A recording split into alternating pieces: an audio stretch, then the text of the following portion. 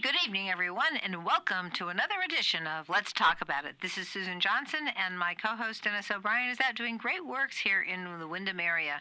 So we have a wonderful, wonderful guest for you this evening, and a very good friend, and someone who's been on Let's Talk About It in the past. So I'm really thrilled to welcome our Human Services Chairman, Jillian Gilchrist. Welcome, Representative Gilchrist. Thank you so much for joining us. Thank you so much for having me. So I know you were on the show back in the day when we had the Permanent Commission for the Status of Women. And after reading your book, I didn't realize you also worked in the House before you did that. And you did a number of great things working on women's issues. And your book today is called The Feminist Advocacy, and with a foreword by Congresswoman Rosa DeLauro. And you're championing gender and social justice. So I'm really thrilled. The book is great, everybody, and we'll get into the book a little bit later. But first, I want to talk a little bit about how you got to be the state representative and some of the work you did before that. Fantastic. Thank you. So interestingly, it all comes back to Willimantic, Connecticut. So my first job out of college was as a child advocate at a sexual assault crisis center in Willimantic, Connecticut. And it was doing that work where I realized that while I wasn't cut out for direct service, I was really interested in making what in social work we call macro change. And so I was drawn to kind of barriers with systems and why folks couldn't access care and how do we address poverty. And so I sought to work in the field of public policy and was able to get a role as a legislative aide and committee clerk at the Connecticut General Assembly, and then went on to do advocacy at a number of nonprofits in the state of Connecticut, going up to the Connecticut General Assembly and lobbying on behalf of gender equity issues. And so in doing that work, I knew from the time I went in that building, into the legislative office building, that someday I would run. With my background in women's studies, I had heard enough times that women have to be asked about 7 times on average to run for office. And so I was determined not to be that person, and to run at some point in time to represent my community and work for change in the legislature. Wow, and when I read this book, I realized that we have a lot of things in common, although at little different time frames, obviously. But I did also work for the Sexual Assault Crisis Center back in the day when we had it here in the 80s, and I learned a lot, and I found out a lot of things that, really were of great concern to me, and that information has come in very useful to me in the legislature when certain proposals come up, and I'm able to say I have a history of working with people who have been assaulted as children, sexual assault as children, and have had horrible experiences that have had real serious psychological impacts on them as they grow up into adults. So it's really was a very good experience. It was really an experience that working full time and raising my little one at the time, at some point I just couldn't. I realized too that wasn't the kind of thing that I could do.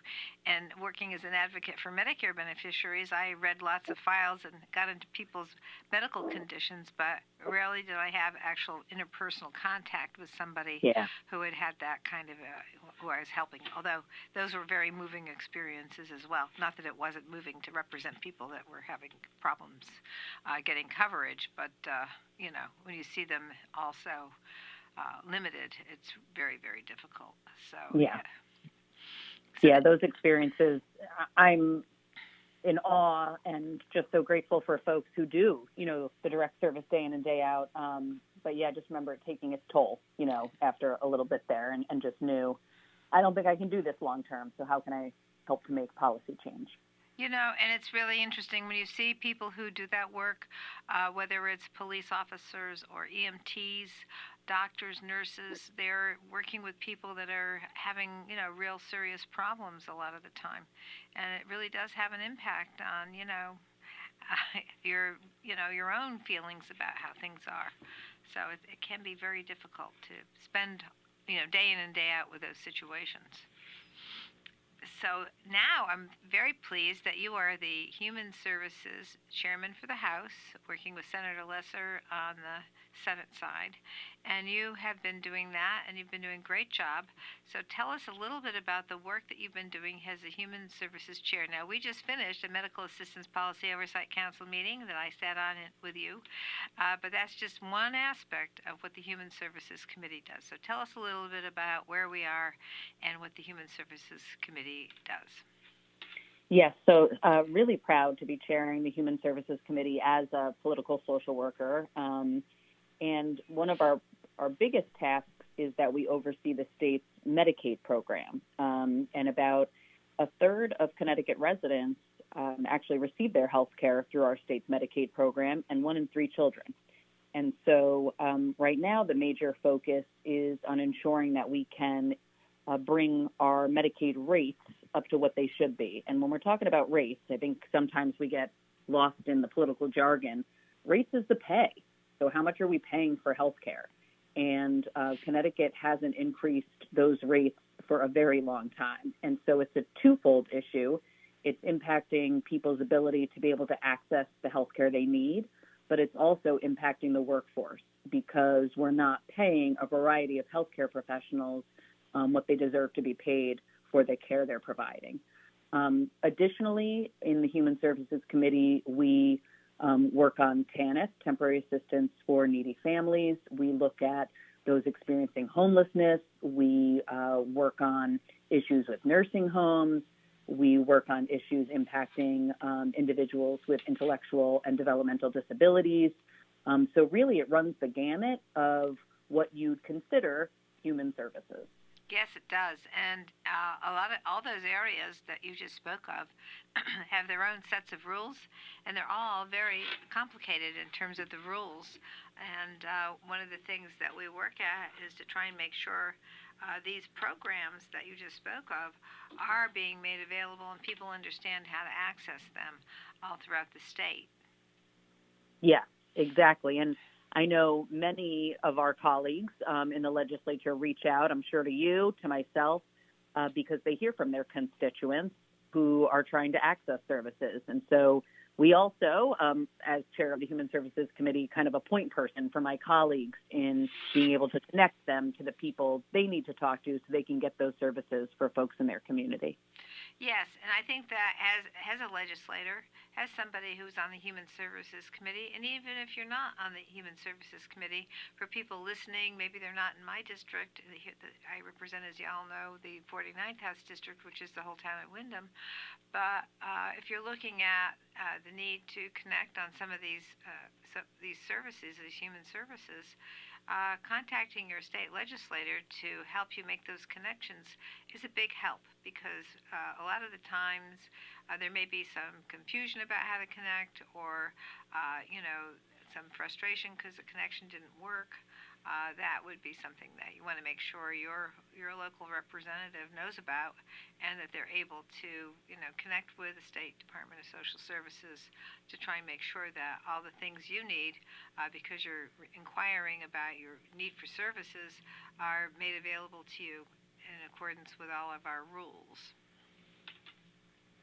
So I think that we're very happy that we have a number of people around here that know enough to contact us, and then we know enough to go and connect with the Human Services people and at the Department of Social Services and try and make sure that they are informed about maybe some of the problems and things that people might find when they try to connect and make sure they get access to care. And so many of the places around our state, like Windham, like Hartford, New Haven, Bridgeport, Waterbury, all these different places have homeless shelters where we're working really hard to make sure people have access to services through the Department of Social Services. And you make a really good point, Susan, because I think oftentimes when folks are trying to access services and they're facing some type of barrier, they just kind of throw their hands up and assume this is the way it is. But when you let your state representative or your state senator know what's going on, we can then bring that back to the department and have the potential to fix processes that would make it, easier for people to be able to access services. Absolutely. It's really a big help to us to have people communicate any problems that they have, because there might be something in the computer systems or something in the rules that there's so many that we have to really look at all of the things and make sure that we're reaching people, that we can get them that leg up so that they can move on with their lives and have really productive times with their children and older family members as well. We have a huge group of senior citizens that also are running into difficulty, and that's one of the things that I spent a long time at Legal Services addressing Medicare and Medicaid issues, and we're still doing it at the Capitol. So that's another area that we all work on very hard to make sure seniors are getting the kind of care that they need and the support that they need in the community. Yeah. And thank you for all you've done over these years. Oh. I always learn so much from you, so thank you. Well, that's so kind of you to say so.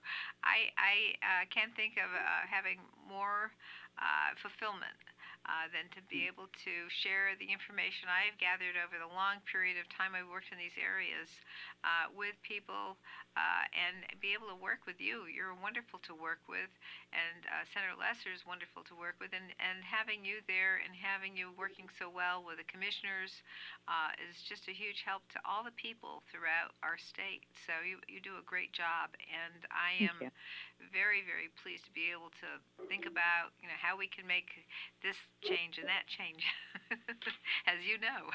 Yes. A favorite activity. Yes, it is. I said, I got a lot of ideas for this session, and somebody came up behind me and said, yeah, you always have a lot of ideas.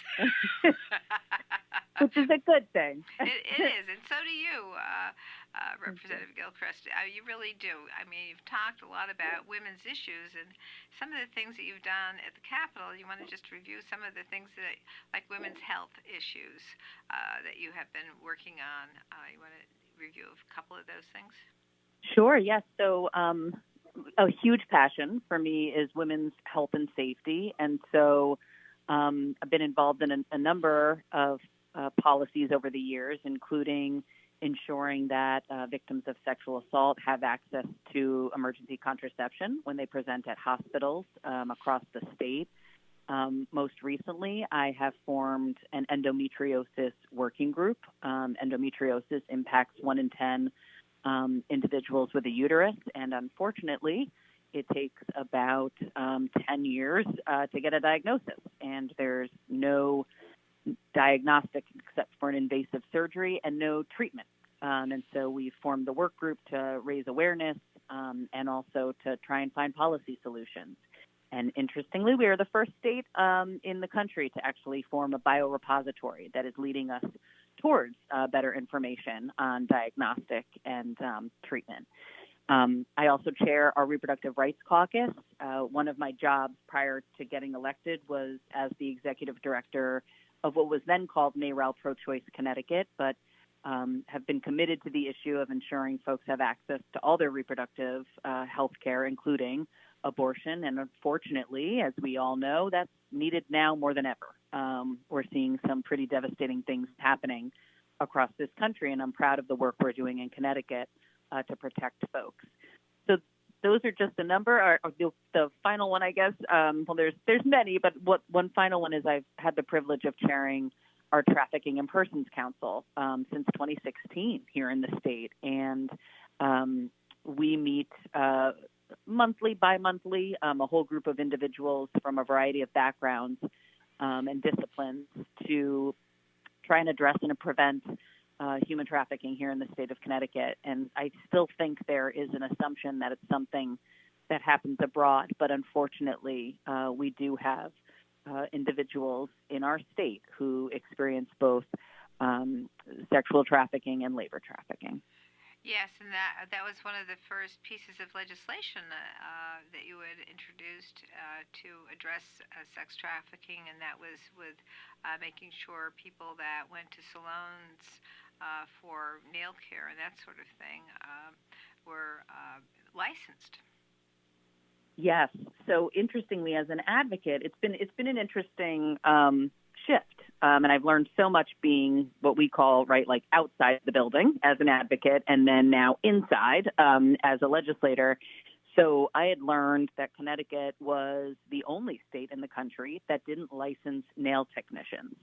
And while it's not the only reason we had labor trafficking taking place, in large part, we had become a destination for labor trafficking because there wasn't that oversight.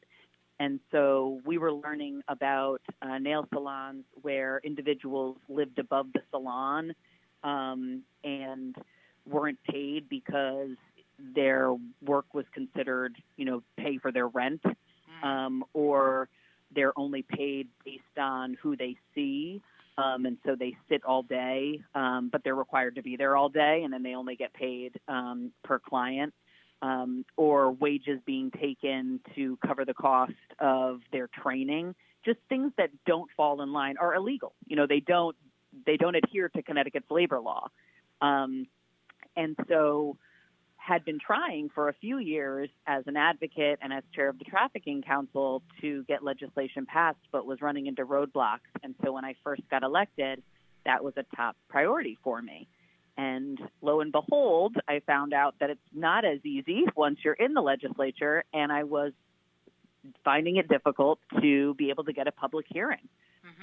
But those advocacy skills came in handy, and I knew that if you could say that something is germane to a bill, so if you can link the topic of what you're working on to another piece of legislation, you can speak on it. And so had the advocates and other colleagues who wanted to license nail technicians, we went to a different committee and we spoke at a public hearing on this topic. And because of that buzz and just like continuing to work on it, actually got that passed in my first session in the legislature. Oh, that's a great work, really, to be able to do that in your first session.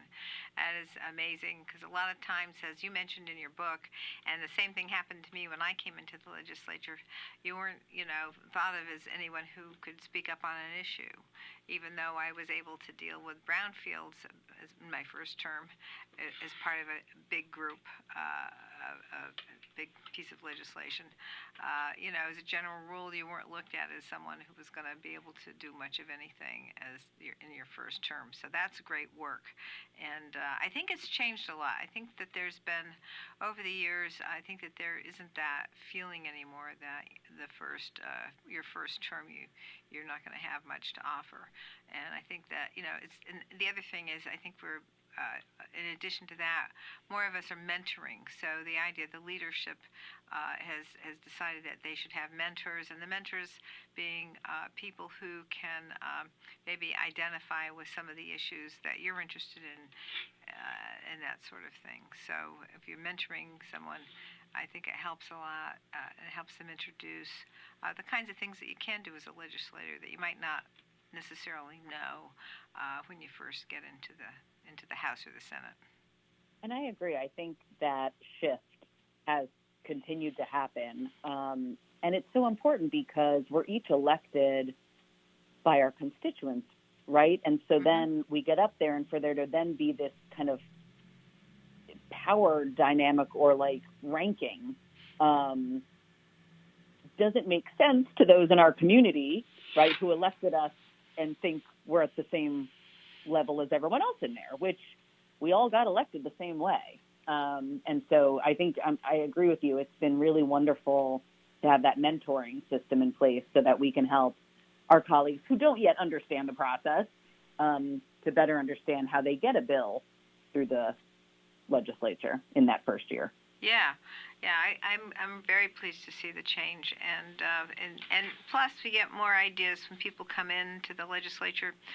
They have ideas, and then you have ideas that you've developed over the years. That the background and information we have once we're there for a while is very, very helpful to getting more of the legislation through that you may have started out wanting to do.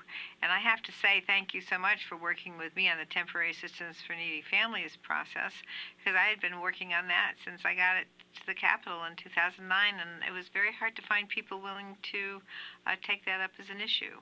And I think that we're doing really good work in that area, and I'm hoping to expand it and make sure it's the best possible program for women and children, or family members and children when they run into devastating difficulties economically, like a loss of a spouse or an injury or an illness that can really devastate you financially. And then you need to have some assistance for your family and yourself. Well, thank you right back. And I love how much you love getting in the weeds on policy, because I love that too. So I know you do. It's been great to work together Yes, and really dive into a policy. Exactly. Very good. We can start a little bit on, let's just finish up a little bit more about the House, and when we come back after our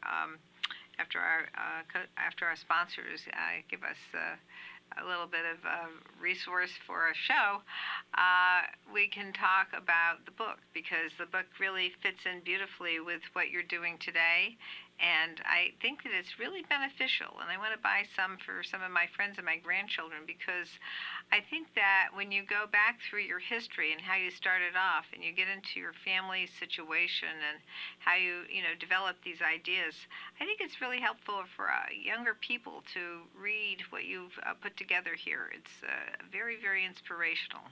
And so I do want more copies of your book, and I'm going to show people what it looks like, because I brought it here into the studio, and I'm going to show the book, and I know Matt will show the book, and it's called Feminist Advocacy, and we're going to have this gets displayed on CTN, but also gets displayed on the podcasts. And I want to make sure people have access to the book. Now, how can they obtain the book, Jillian? So currently they can obtain it via Amazon, and it is on Audible. And then we are slowly getting it into bookshops across the state. But right now they could certainly order it on Amazon. Okay, great. And that is wonderful. And this is an interesting publisher, too. You want to tell us a little bit about the publisher? Because I thought that was an interesting way to have a book published. The Green Heart Living Press sounds to me like a great place for people to be able to spread information that might be very helpful to the public. Yes, they are an independent publisher, women-owned, here in the state of Connecticut. And so they were a tremendous partner and really helped me from beginning to end. And so, yes, if folks are thinking about, how could I write a book, partnering with Green Heart Living Press or another independent publisher is a fantastic way to go. Yes, yeah, very, very good. So when we come back, we're going to talk about feminist advocacy with Representative Jillian Gilchrist, who is an MSW. We will be right back after these messages. Welcome back, everyone. This is Susan Johnson. I'm here with our very special guest this evening, Jillian Gilchrist. She's a state representative, and she also wrote this wonderful book, Feminist Advocacy. And I think that it's a wonderful thing for all people to read, because you're championing the gender and social justice here. And in order to have a great society, everybody has to be treated well and equally, and actually have a chance to make sure that their needs and their communities are being addressed all throughout our state and our country. So thank you so much for this hard work. And let's talk a little bit about how I was really interested in your history and how you kind of formulated all of this as growing up as a child, and your religious aspects of this that kind of led you into thinking about the differences between males and females and that sort of thing. Yeah, and thank you so much. And it really means a lot that you enjoyed the book. So my background, and I make it clear, and I'll make it clear here, my background is just that. It's my background, right? And so I am a white, heterosexual, middle-class woman. And so I can't speak for a number of other folks, but the point of the book is to show kind of my feminist journey. And I did grow up in a small town in the rural Hudson Valley of New York. And at the time, what I explain in the book and what I've come to realize is, when you're a child, you don't really, of course, know the context of what came before you unless you're taught it. And the point I make in this book, and what I firmly believe, is we don't do a good job of teaching women's history in this country. And so I was born in 1982, and so I grew up in the 80s and the 90s in the aftermath of, the defeat of the Equal Rights Amendment, in the aftermath of Roe v. Wade getting passed, in the aftermath of Title IX coming into play. And yet my experience was just my experience. I didn't know, that was the context within which I was growing up. And my community that I was being raised in was largely Catholic. I was one of two kids in my elementary school who didn't go to CCD because my parents, kind of out of the hippie era, had decided they would raise us without religion and we could choose, which was fine with me. But in growing up in that situation, my friends and I actually debated abortion from as early as the fourth grade, which, to reflect on, years later, seemed so bizarre. But within that context, they were being taught in their Catholic upbringing how abortion was immoral. And so they bring those views to school. I don't blame them. That's what they were learning. And we would have these debates. And so that, combined with, being educated on stranger danger, I explain in the book, and I truly feel this way. I grew up as a kid thinking, at any moment a van was going to pull up and I was going to be, pulled in, because that's just kind of how it was. And you were taught as a girl that, you were taught that your body was going to be used against you by someone if they abducted you, but I yet still didn't know what sex was. And so there were all these bizarre messages, coming out at me all at once as a child and teen. And it wasn't until college where I really had time, when I found women's studies, to process what all of that kind of was about. That's what I thought was just such a great beginning to teach young women, young girls, about how to perceive where you are and what your place is in society. And I'll never forget. I don't know how old I was, probably 8 or 10, something like that. And I said to my mother, "Why is it always in the book they always refer to everybody as he?" Yeah. She said, "That's because it's a man's world." She was ready with the answer. Yeah, but she had the answer. Yeah, she did. And so I'm there. What's that going to mean for me? And then I know that when I was in high school, I said, I know that because I'm a lot older than you are. I looked at the paper, right, and the jobs were divided up by male and female, and the amounts that people were getting paid was a lot lower for the females than the males, right, in the newspaper ads for the want ads. And I thought, well, gee, maybe what I should do is I should learn how to fix cars, because if I could fix my own car, I'd save myself some money, because I'm not going to get paid that much. That's how I was thinking about it. And so I go into the high school. I go to my counselor. I say, hey, can I sign up for shop class? Because I'm probably not going to make that much as a female. And she said, no, females can't go in to shop. Wow. Yeah. So it's been, and I was around, before Roe versus Wade as a young teenager, and I remember the thalidomide babies that were born without arms and legs, and that was, I think, part of the thing that maybe got Roe passed in the Supreme Court, because women were traveling to Europe for abortions if they had had the thalidomide, which was supposed to help you go to sleep when you're pregnant if you had trouble sleeping, and they didn't realize when they give it to pregnant women that they were going to cause the babies to become deformed. Wow. So, yeah. And so, so my mother was always very upset by the fact that this country didn't take care of women's health, and that sort of impact on the little ones when they were born, that kind of thing. Having to deal with that was really devastating for the little ones. So, so that was when Roe got passed. We were quite pleased that women had the access to the health care, and New York State was, I think, the first one that actually provided the access.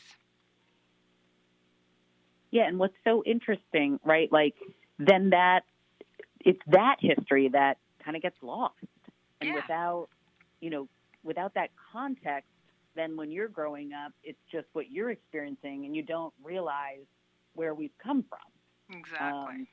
And it's so important to have these conversations and let folks know how things have been changing, what are the setbacks, just to let them know the dynamics at play, because it then informs what's going on today.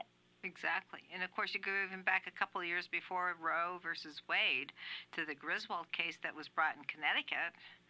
And that allowed people who were married to obtain birth control, which was not allowed in the state of Connecticut before the Griswold case that went all the way to the Supreme Court.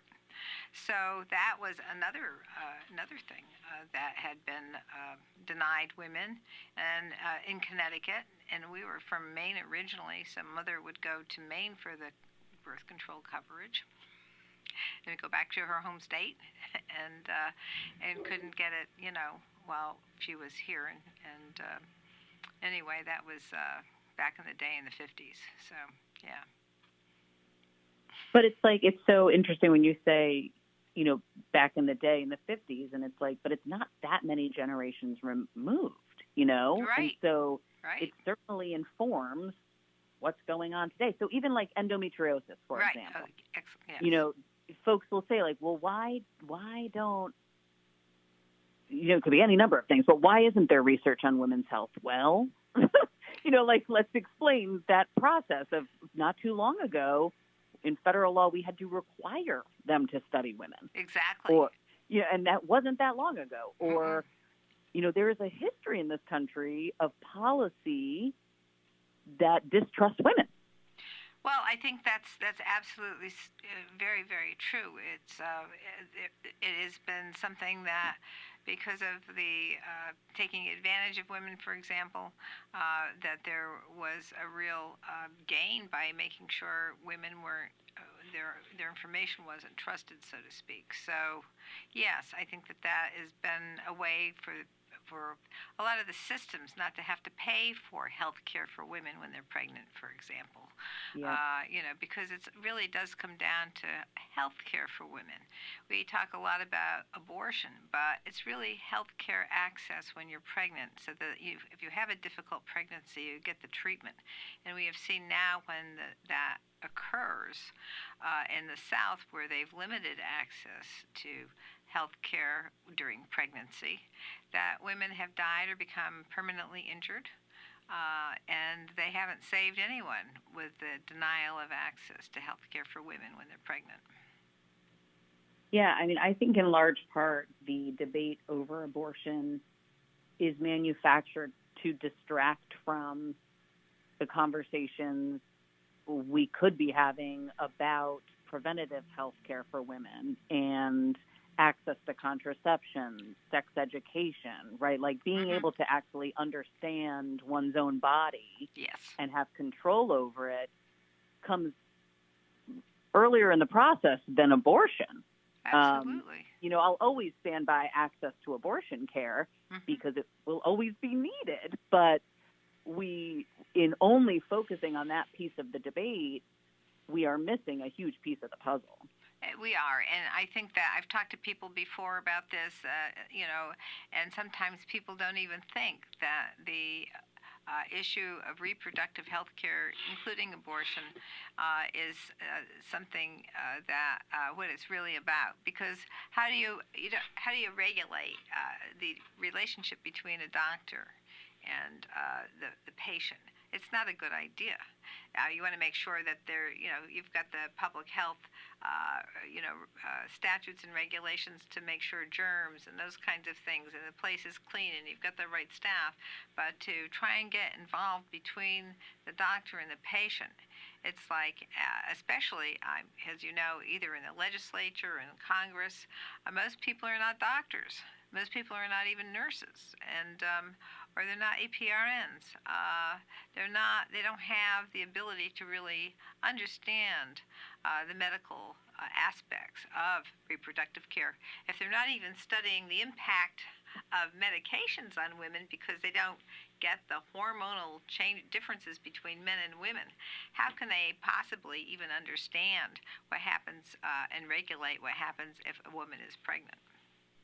Yeah, agreed. And I think a perfect example of that is, oftentimes when you're discussing access to abortion with folks, people will say, well, I do support it in instances of like someone being sexually assaulted or if a woman's life is in danger, right? That's a common refrain. Sure. But as you know, working in policy, it's like, how does that actually play out in practice, right? And I think what we're seeing across this country is that what has been labeled as these exceptions, right, in the case of rape or the life of the mother, are really just restrictions. Because when it comes down to policy, what does a woman have to prove to say she was sexually assaulted in order to be able to get the abortion? Exactly. And the medical provider, what are they going to need? How are they going to determine that? And it falls on them, and they might be in trouble. Same thing with the life of the mother. We unfortunately are seeing, healthcare providers waiting till final moments and then the patient's dying because you can't put that into practice. Yeah. That's right, and that's the problem, because what it does is it doesn't even consider what a doctor or an APRN or somebody who does birthing for women would have to go through to figure out whether at what point is the mother's life in danger, and maybe they make a mistake and it's too late, or maybe they won't know. Maybe there's other problems, cardiac problems. Maybe there's other types of, physiological problems that don't normally come into play until they have a bad pregnancy. So it's a it's absurd to try and regulate this sort of thing, because it is women's health care. It is the kind of thing that we have technology, we have advancements that we haven't had before when some of these laws were passed back in the 1840s. So I think that if you take a look at the advancements in care, a lot more in the way of little ones are born healthy because of these abilities to actually address women's health care when they're pregnant, and to limit that access. Do you want to do that for everybody, both genders? You want to bring them all back to the 1840s, and no more cardiology, no more more things in terms of washing your hands when you do surgery? I mean, that's how it used to be. And I don't think that we want to bring people back to the 1840s, because it's really not it's not scientific. Yep. No, agreed. And that's where, we see that gender disparity going on. Right. They haven't done that to the men yet. No. Just saying. So they get the whole health care and the whole range of scientific advancements, and we're not getting it. And it's not good for the little ones. It's not good for the health of the mom.